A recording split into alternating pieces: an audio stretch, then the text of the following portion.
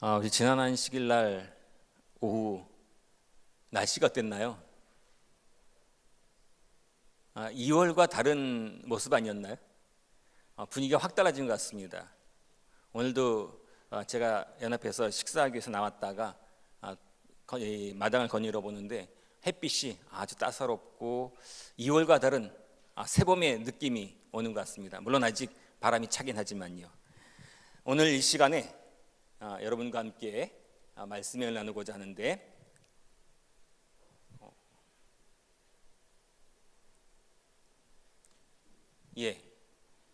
일신우일신 무슨 말인가요? 매일 새롭게 또 새롭게. 은나라, 중국 은나라의 태조 탕 왕이 자신이 세수하는 그 청동 그릇에 이 글을 썼습니다. 일신우일신. 그 왕으로서 날마다 새롭게 새로운 마음으로 살아가고자 결심하는 그런 마음이었습니다. 우리 음악회에서도 이 악기를 연주할 때, 오케스트라 연주할 때 그 모든 단원들은 각각의 악기의 특성을 갖고 있지만 튜닝을 합니다. 음악회 할 때마다, 새로운 연주를 할 때마다 그 음악회에서. 그래서 그 서로의 아름다운 하모니, 화음을 만들어내기 위해서 그렇게 튜닝을 합니다. 그런데 그 오케스트라에서 어떤 악기에 기초를 할까요? 기준을 할까요? 어떤 악기? 무슨 악기로 피아노를 합니까? 김정희 목사님? 예? 바이올린입니까? 피아노도 아니고 바이올린도 아닙니다. 뭐로 하는가 하면 오보에를 합니다. 오보에. 왜냐하면 오보에는 모든 악기 중에서 그 음색이 가장 맑고 또 온도나 습도에 그렇게 큰 영향을 받지 않는다 그래요.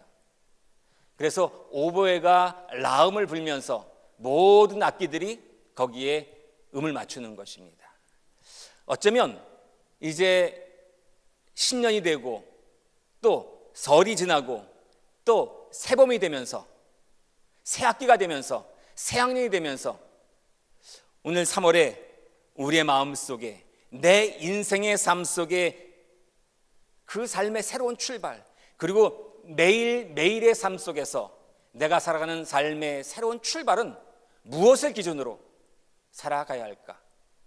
오늘 저는 말씀의 제목을 새 사람, 그 한 사람이라는 제목으로 같이 이 시간 은혜를 나누고자 합니다.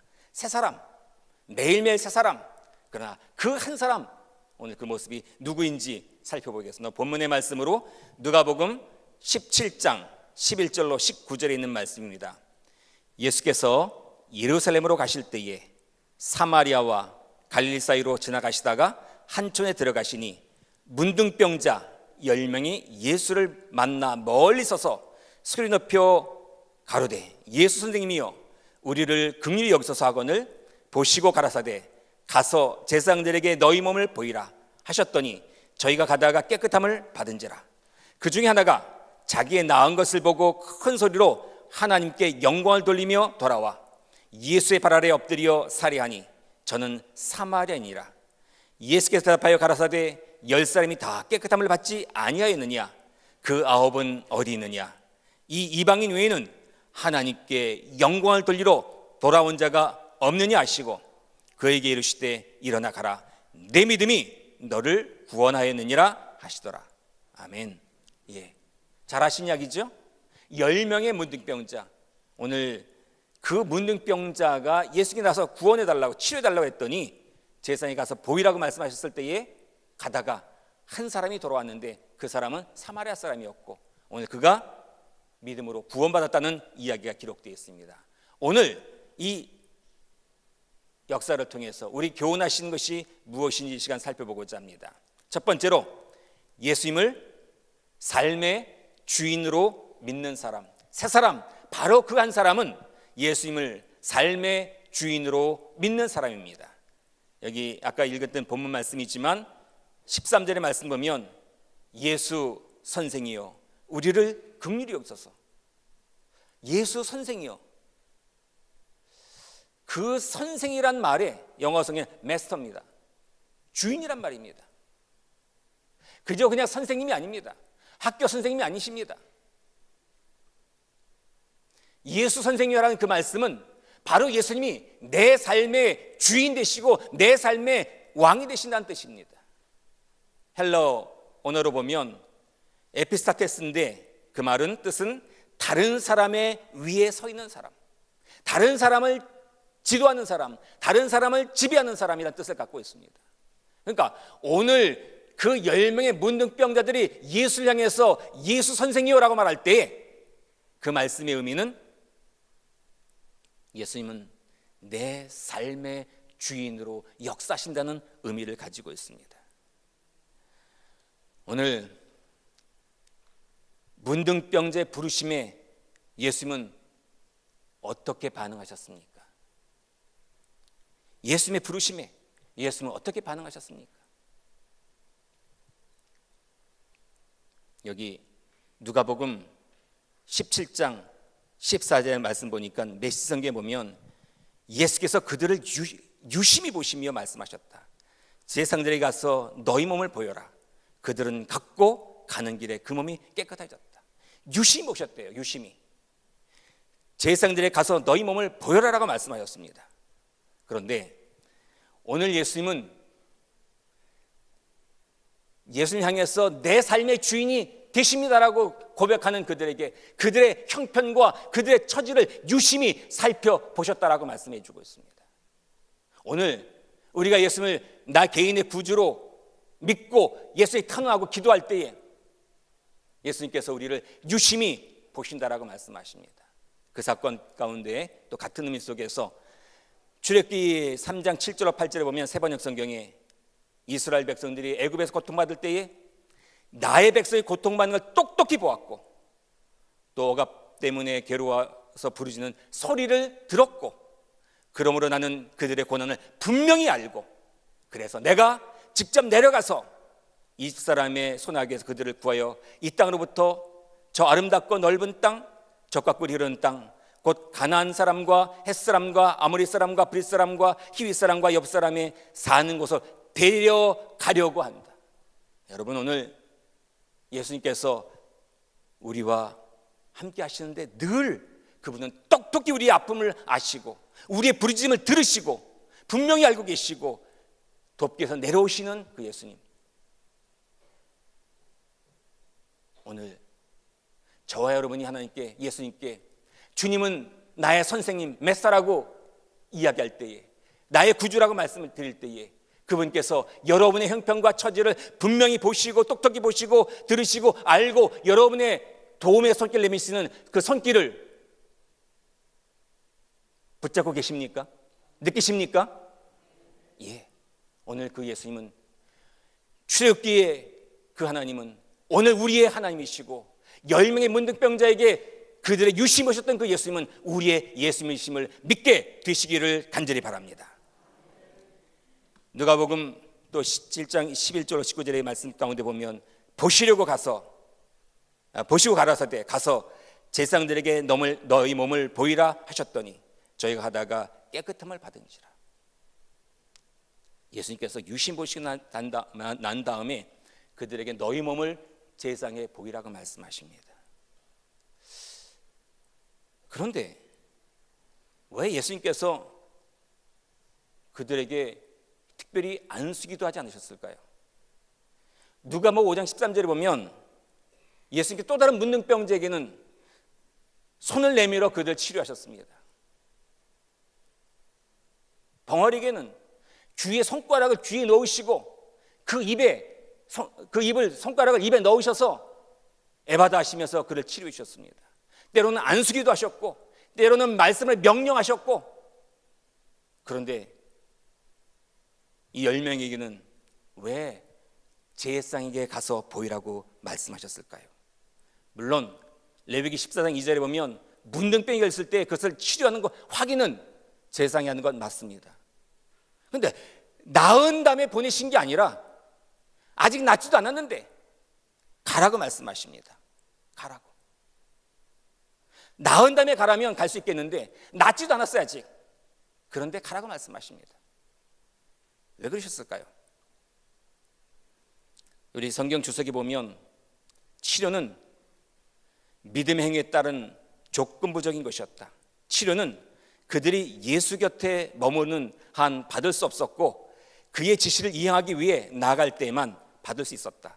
그들이 예수를 떠날 때까지는 문둥병이 낫지 않았다. 그들이 깨끗하다는 선언을 받게 될 예루살렘을 향하여 떠나기 전에 치료의 가시적인 증거를 기다렸다면 그들은 결코 고침을 받지 못했을 것이 분명하다. 그들이 실제로 고침받기 전에 이미 고침받은 것처럼 믿음으로 행동한 일이 그들에게는 필수적이었다. 오늘 주님께서 우리에게도 말씀하십니다. 우리가 탄원할 때에 우리에게도 똑같이 제사장에게 가라고 말씀하십니다. 아직 문제가 해결되지 않았지만 우리의 믿음의 행동이 이미 받은 것처럼, 고침받은 것처럼 믿음으로 행동하기를 원하십니다. 오늘 우리 염려가 있으십니까? 오늘 그 염려를 다 주님께 내려놓을 때 주님께서 우리의 문제를 해결하신다는 믿음으로 오늘도 하나님의 은혜 가운데 평안한 저녁이 되시고 또 평안한 삶이 되실 수 있도록 주님의 은혜에 감사하시면서 믿음으로 나아가는 우리의 모습이 되기를 기원합니다. 여기 말씀하십니다. 예수님께서 많은 환자를 치료하셨지만 다 조건은 뭐였습니까? 내 믿음이 너를 구원하였다고 12년 동안 혈병 앓던 여인에게 말씀하십니다. 시각장애인에게 내 믿음이 너를 구원하였다고 말씀하십니다. 회당장 야율의 딸에게 믿기만 하라. 그러면 딸이 구원을 얻으리라. 안수하시고 손을 내밀어 붙잡으시고 귀를 만지시고 입을 만지시고 눈을 만지시지만 다 중요한 사실은 뭔가 하면 내 믿음이 너를 구원했다는 것입니다. 누가 말씀하실 때에, 누가 말씀하셨기 때문에? 예수님께서 말씀하셨기 때문에, 나의 주인 되신 예수님께서 말씀하셨기 때문에 그대로 믿는 것입니다. 오늘 내가 믿는 예수님, 그분이 두려워하지 말고 염려하지 말라고 말씀하실 때에 오늘 우리의 모든 문제가 주님 안에서 이미 해결되었음을 확신하시고 간증하시는 우리 모두가 되시기를 기원합니다. 그렇다면 예수님 말씀에 누가 가장 큰 믿음이 필요했을까? 10명 중에 누가 가장 큰 믿음이 필요했을까? 10명 중에서요. 네? 가장 많이 아픈 사람? 그 가장 많이 아픈 사람이 누구예요?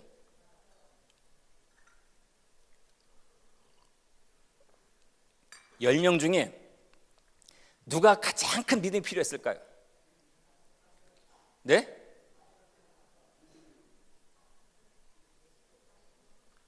왜 사마리아 사람일까요?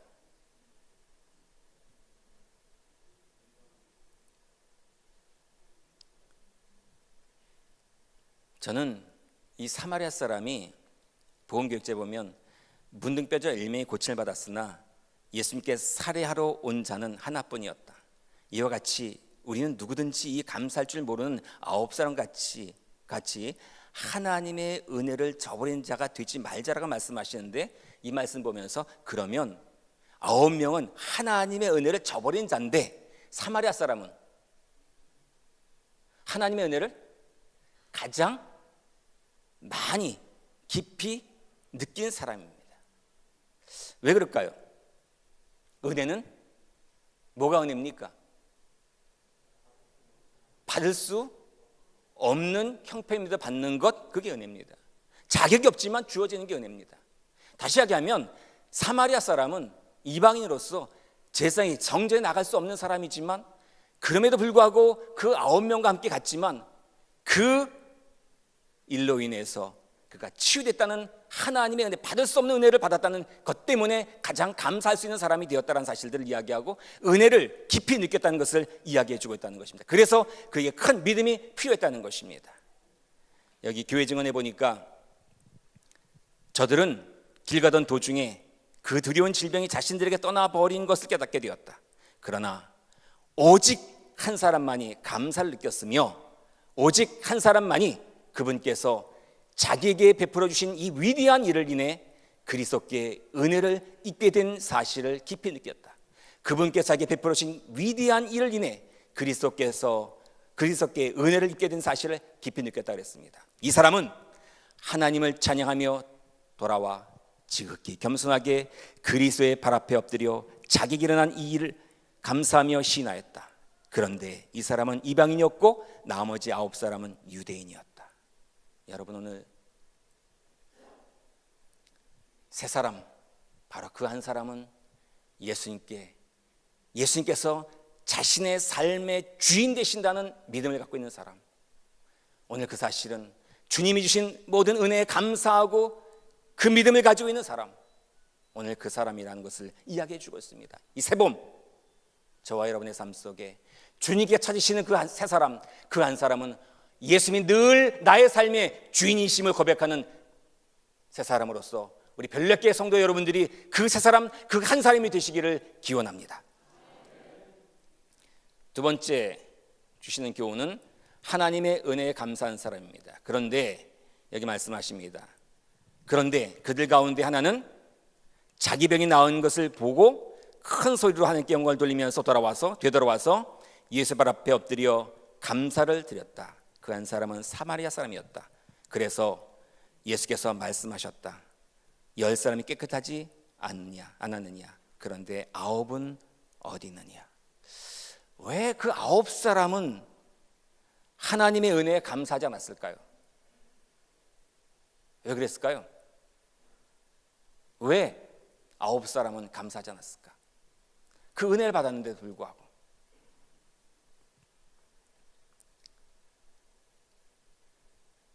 왜 그래요? 10명 모두 치유되었기 때문입니다. 나만 치유됐다면 어땠을까? 10명 뛰어가다 나만. 9사람은 그냥 문득병 그냥 있고 나만 나았다면 어떤 마음일까요? 네? 그러니까 너무 감사한 거 아니에요? 같이 갔는데 9사람은 아니야. 나만 나았어. 감동의 그냥 몇 곱절입니까? 감사가 넘치고 은혜가 넘칩니까? 그런데 다 받았어. 다 받았어요. 10명 다 받았어요. 자, 그들의 생각은 어떤 생각이었을까? 사실은 어떻다고요? 예수님이 특별하게 애쓰신 것도 없잖아. 그냥 뭐 안수기도 한 것도 아니고 만져주신 것도 아니고 뭐 명령하신 것도 아무것도 없고 그냥 뭐래? 가보래요. 그냥 하신 게 별로 없는 것 같아. 이제 보니까 나는 문둥병이 착각한 거 아니냐라고 하는 거예요. 또 나는 사실 많이 회복된 게 아니냐는 거죠. 감기 몸살 걸렸을 때 제가 약을 좋아하진 않지만 약을 안 먹고 버티다 너무 힘들어서 병원 갔어요. 주사 맞고 약 먹는데 나았어요. 나을 때 난 겁니까? 약 먹어 난 겁니까? 예? 그런 거 아니에요 지금? 지금 거의 낫는데 지금 예수께서 뭐 이렇게 좀 하셔가지고 나은 거 아닌가? 그러니까 특별히 감사하지 않은 것 같아요. 그런데 그 한 사람은 예수님께서 나를 낫게 하셨으니 감사하러 가자. 오늘 내가 기도할 때에, 간절히 기도할 때에 첫 번째 기도에 응답받으면 그냥 이게 내가 지금 기도해서 응답받은 거야? 아니면 그냥 주변 사람이 도와주고 내가 노력해서 응답받은 겁니까? 일이 해결된 겁니까? 헷갈릴 때가 있어요. 근데 간절하게 기도하고 목사님 방문에 기도해 주시고 여러 성도님들 기도해 줬을 때에 그 문제 해결되면 하나님의 은혜라고 그러는데 이게 첫 번째 딱 기도 응답받으면 이게 하나님의 은혜인지 잘게 혼동될 때가 오는 것 같아요. 바로 어쩌면 그 9명의 사람들이 그러한 모습이 아니었을까 생각이 듭니다. 그러니까 하나님의 은혜 다 구원받았기 때문에 이게 덜 감사한 것 같아요. 그런데요, 이 정로의 계단에 보니까 어떤 이는 항상 염려하고 공연한 근심을 사사한다. 저들은 날마다 하나님의 사랑의 표적들로 둘러싸이고 날마다 하나님의 섭리로 주시는 은사를 누리건만 저들은 이러한 견제 축복을 모르고 지낸다. 여러분 오늘 교회 오신 거 감사하십니까? 건강하시니까 온 거예요. 믿음이 쏘신 거예요. 근데 이게 건강하다는 그 자체가 감사한 거 아닙니까? 내가 오늘 저녁 먹고 소화 잘 시키는 것 당연한 겁니까? 감사한 겁니까? 감사한 겁니다. 그런데 우리는 날마다 그냥 하나님의 사랑이 표적대로 둘러싸이고 날마다 하나님 섭리 주시고, 제가 아침마다 출퇴근하는데 30-40분 이렇게 왔다 갔다 그러는데 사고 안 나고 오는 거 감사한 겁니까? 당연한 겁니까? 감사한 겁니다. 하나님의 천사가 날 보호해. 제가 어떻게 그 차 타고 가면서 기도합니다. 하나님, 제 차를 안전하게 보호해 주셔달라고 기도하지만 오늘 제 차 주위로 지나가는 모든 차들, 저쪽 상대편 지나가는 차들 다 오늘 안전하게 보호해 달라고 제가 축복 기도합니다. 그럼 그들 다 누구 때문에? 예, 오늘 그 모든 것이 감사한 거예요. 그런데 우리는 너무나 일상화되어 있으니까 어쩌면 그것을 잊어버리고 있는지 모르겠습니다. 저들의 마음은 항상 앞으로 오리라고 염려하는 어떤 불유쾌한 것에 대하여 항상 생각한다. 또는 실제로 존재하고 있으나 그다지 크지 않은 어떤 어려운 일이 저희의 눈을 가리워서 마땅히 감사해야 할 여러 가지 축복을 보지 못하게 된다. 작은 것들 때문에 저희가 당하는 곤란이 저희의 유일한 도움이 근원이신 하나님께로 가까이 나가게 하는 대신에 도리어 그것이 불안과 불평의 생각을 일으키므로 저희로 하여금 하나님에게서 떠나게 한다. 작은 곤란당한 일, 그러나 그것이 유일한 도움의 근원이신 하나님께로 가까이 나가게 하고, 그로 인해서 우리가 은혜를 받을 수 있고 믿음으로 구원받을 수 있고 회복될 수 있는데도 불구하고 그것 때문에 그게 크게 보여서 불평하고 불안해하고 하나님을 떠나게 하는 것. 도리어 그 어려움이 하나님께 가까이 가는 것이 아니라 그 작은 것 때문에 우리는 떠나가는 어리석음을 범하고 있다는 사실들을 이야기해 주고 있습니다.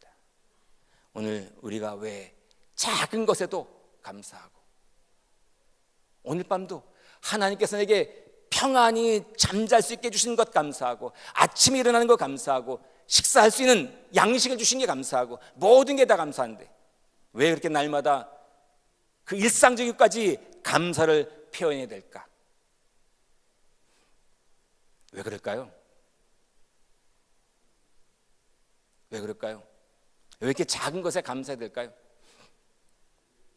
예, 우리 주석에 보니까 다른 9명은 저희가 아브라함의 자손으로서 고침받을 자격이 있다고 느꼈을지도 모른다.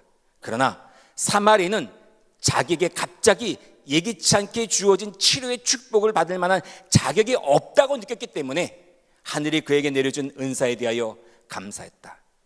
받은 축복들에 대하여 하나님께 감사하길 잊어버리는 자들, 하나님이 그들을 위해 행하신 일에 대하여 진정으로 감사하지 않는 자들은 그분을 완전히 잊어버릴 중대한 위험 가운데 있다. 오늘 그 9명의 사람들은 어리석은 사람이라고 말하기 전에 오늘 나는 일상에서 주어진 작은 것에 진심으로 하나님께 감사하고, 오늘 교회에 올 수 있는 게 감사하고, 찬양할 수 있는 게 감사하고, 나 같은 사람도 하나님을 찬양할 수 있고 예배할 수 있고 기도할 수 있고 다른 사람에게 축복의 통로가 될 수 있게 하신 것 감사하고, 오늘 그 작은 일상에 대하여 감사할 때 우리는 하나님 안에 거할 수 있지만 그것을 잊어버릴 때, 감사하지 않을 때 우리는 하나님을 잊어버릴 위험에 있다는 사실을 잊지 않게 되시기를 간절히 바랍니다. 세 사람, 그 한 사람은 일상에서의 모든 작은 것에 진심으로 감사하는 믿음을 우리 모두가 다시 한번 갖게 되시기를 기원합니다. 세 번째, 하나님의 섭리에 승복하는 사람입니다. 하나님의 섭리에 내 믿음이 너를 구원하였느니라 감사 표현은 그 사마리아 사람에게. 그런데 공동번역 성경에 보니까 구원했다는 말을 살렸다, 살렸어. 다시 이야기하면 9명의 사람은 치료받았지만, 문둥병이 나았지만 뭐는 잃어버렸습니까? 영생은 잃어버렸어요. 구제받았어요. 그러나 그 사마리아 사람만 구원받았어요. 영생 얻었어요. 정말 살았어요. 그 아픔을 통해서, 그 고통을 통해서, 그 불치병을 통해서 육신의 해방뿐만 아니라, 질병 해방뿐만 아니라 영원한 생명까지 받았으므로 그를 향해서 살렸다라고 말씀하셨습니다. 여러분, 왜 하나님께서, 예수님께서 그 감사할 줄 알고 구원받을 그 한 사람, 사마리아 사람만 치료해 주시지 왜 9사람까지 다 은혜도 모르는 사람들까지 구원해 주셨을까요? 교회 증언 3권에 보니까 건강의 축복을 올바르게 사용할 바로 이 한 사람 때문에 예수께서는 10사람 모두를 고치셨다. 9명은 이러한 일의 가치를 인정하지 않고 그 일을 이루신 예수께 전혀 감사드리지 않았다. 건강의 축복을 올바르게 사용할 바로 그 한 사람 때문에 예수께서 10사람 모두를 고치셨다. 요셉 때문에 보디발의 집이 복받은 것처럼, 야곱 때문에 외삼촌 집 라반의 가족이 복받은 것처럼, 세 사람, 바로 그 한 사람인 별내교회 한 분 한 분 성도의 삶을 통해 여러분의 주위에 있는 모든 사람이 복받는 놀라운 축복을 경험케 되는 축복의 통로가 되시기를 기원합니다. 건강의 축복을 올바르게 사용할 바로 그 한 사람 때문에 예수께서는 10사람을 치료하셨습니다. 한 의사 선생님이 목사님에게 와서 이렇게 고백했습니다. 목사님, 요즘 환자가 너무 많이 몰려와서 수입이 너무 많아졌습니다. 물질이 점점 더 많아지니 너무 두렵습니다. 이 재물을 가지고 엉뚱한 데 쓸까 봐 상의를 드리려고 왔습니다. 뭔가 가치 있게 물질을 쓸 수 있는 선한 일이 없을까요? 하나님께서 복 주실 만합니까? 예. 저는 사는 교회에서 성도들에게 했습니다. 갑절의 영성 2배 축복을 좀 받았으면 좋겠다. 그러니까 2배 축복만 받으면 어떻게 쓸 줄 잘못 쓸 수 있어. 그러나 갑절의 영성을 가지고 있으면 그 2배 축복을 하나님과 이웃을 위해서 쓸 수 있는 통로가 될 수 있다고. 바로 그 한 사람 때문에 나머지 9사람이 치료받았던 것처럼 갑절의 영성과 2배 축복을 받은 별내교회 성도들을 통해서 오늘 하나님께서 이 별내 지역이, 서정합회가, 한국교회가 복받는 경험을 하게 되기를 기원합니다.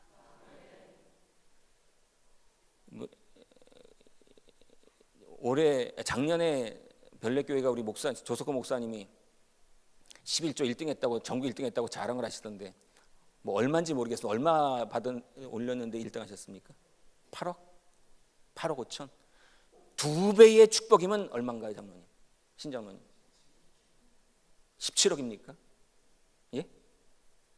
별내교회가 2018년도에 2배의 11조 축복 받을 수 있을까요? 자신이 없으실 것 같아요. 갑절의 형성을 통해서, 그런 2배 축복을 통해 이 지역을 복음화시키는 하나님의 축복의 통로가 되시게 되기를 간절히 바랍니다. 오늘 내게 주신 축복에 대한 하나님의 사명은 뭘까?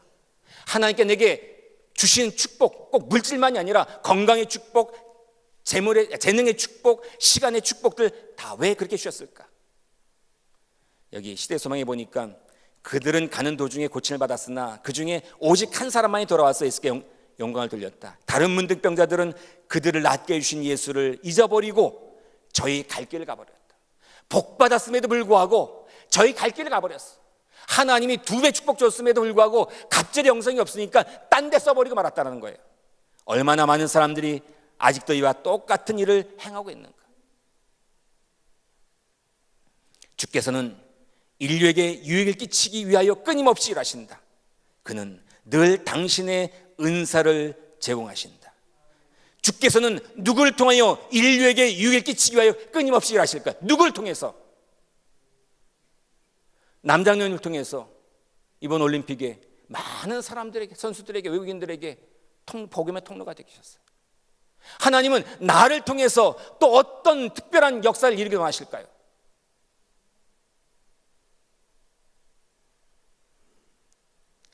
인류에게 유를 끼치기 위해서 너무 거창하십니까? 별내 지역의 이웃들에게 축복의 통로가 되기 위해서 나를 통해 역사하실 하나님의 축복이 무엇인지를 세워보고 헌신하고 봉사할 수 있는 넉넉한 믿음의 헌신이 우리 모두의 것이 되기를 기원합니다. 주님이 주신 건강, 재능, 재물, 시간, 축복들을 주님을 위해서 활용하고 있는지, 오늘 그것이 내 사명이고 별내교회의 사명입니다. 예레미야서 18장 12절에 세번역 성경을 보니까요, 우리는 우리의 생각대로 살아가겠다. 우리는 각자 자신의 악한 마음에서 나오는 고집대로 행동하겠다 할 것이다. 이스라엘 백성들이 하나님의 섭리를 믿고 하나님의 뜻에 승복하면서 토기장의 손에 들린 진흙이 주인에게 위탁되어져야 함에도 불구하고 내 고집대로, 내 생각대로, 내 뜻대로, 내 방법대로 살아가겠다고 악한 마음을 가지고 고집하는 모습을 책망하고 있습니다. 오늘 하나님은 저와 여러분을 통해서 어떤 사명을 주십니까? 오늘도 내 생각, 내 방법, 내 뜻대로 내 인생을, 내 삶을 살아가시겠습니까? 오늘 하나님께서 나를 향하신 뜻, 하나님의 섭리가 뭘까요? 우리 별내교회를 향하신 하나님의 섭리와 하나님의 뜻이 뭡니까? 내 가정을 향하신 하나님의 섭리와 하나님의 뜻이 무엇입니까? 오늘날 한 사람 한 사람을 향하신 하나님의 섭리와 뜻이 무엇입니까? 누가복음 15장 17절 잘 아시는 말씀이죠. 탕자의 비유에 나오는 말씀. 이에서 스스로 돌이켜 가로되 내 아버지에게는 양식이 풍족한 품꾼이 얼마나 많은고 나는 여기서 줄여 죽는구나. 여러분, 이에 스스로 돌이켜, 그 탕자가 아버지를 떠나서 내 생각과 내 방법대로 젊은 인생을 살아보겠다고 떠났지만, 성공한 것처럼 보였지만 자신의 생각, 자신의 고집이 자신을 죽이는 일, 멸망받는 길이었다는 사실을 깨달았습니다. 결국 파산이었습니다.